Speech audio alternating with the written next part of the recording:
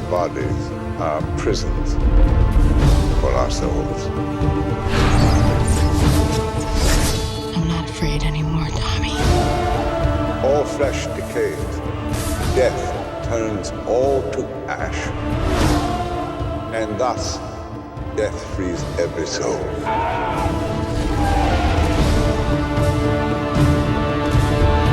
Together we will live forever.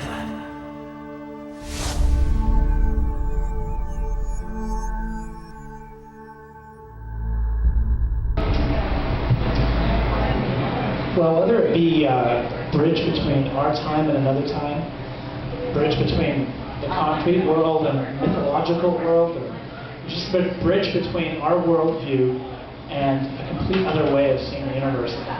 The theme of bridging from the world we're in to other worlds is sort of one of those universal human themes.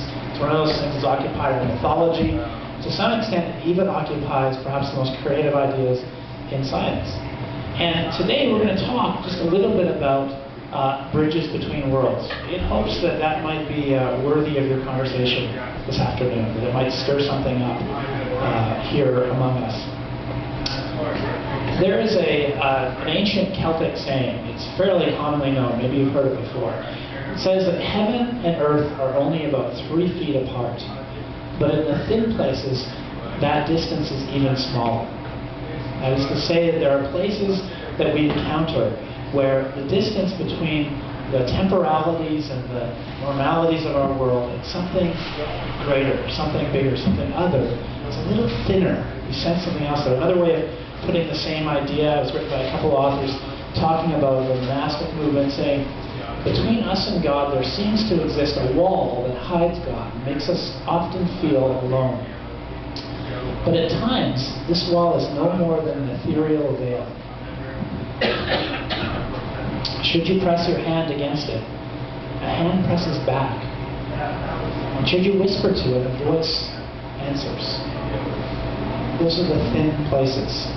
Those are the ideas that the Celtic world held as making certain places sacred, certain spaces. Now maybe you have those in your life. Maybe you've had those moments, those places you return to. It might not be physicalities, they might be kind of just moments in time, situations, ideas, even relationships, where that veil has thinned, that wall between now and something more has become nothing more than an ethereal veil. You sense something else there.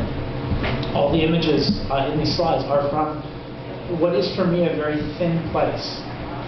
Middle of nowhere, BC, a property that my wife's family's had for about 95 years now, going back into her history. And at about 6 in the morning, I kind of crawl out of bed and push my way through the bushes and trees and get to the edge of the lake and just sit there where there's not another human soul to be seen, and watch the mist roll in and roll over me off the edge of the lake, and watch the sun come up. And it's a very thin place. When you hit those thin places, wherever they might be, when you get out into the mountains, some people's thin places are in public. Some people's thin places are in a quiet corner of their house. Most are sort of unexpected. But when you get there, they're places of tension. Because they're places of tension between all of the bustle of regular life, all of the normal things that consume us, all the normal things we grapple with, and something greater. They're tensions between who we are and who we might be. And when you get into those thin places, you sense that maybe there's something more. Maybe there's something more to you. Maybe there's something more to the human situation. Maybe there's something more than the things we consume ourselves with. Maybe there is a voice on the other side of that veil calling to us. That tension, for me personally, I think is culminated in the person of Christ. Culminated in this idea of someone who was flesh and blood, who experienced joy and pain, everything human, who experienced the depth of human suffering, who experienced relationship and love and all these things, yet carried complete divinity into that.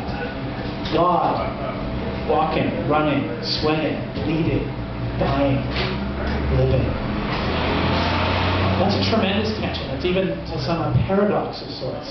But to me it's comforting because it tells me that God walks into the middle of these thin places and invites us into that tension with who we are and with who He is, with what we're wrapped up in right now, and with what might consume us and make us more. And I hope that somewhere in those tensions that you encounter when you hit your thin places, there's something worth talking about, worth sharing with somebody nearby today. Maybe it's just personal tensions. Maybe it's just those struggles with who you really are.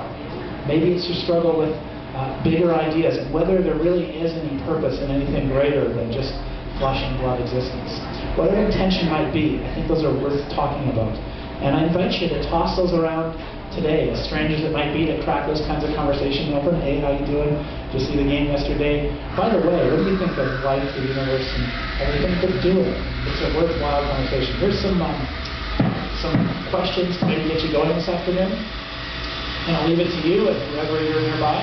And then probably in about 15 minutes time, the dad's going to come back and I'll go out the house again. Thank you for listening. Have a great afternoon and God bless you.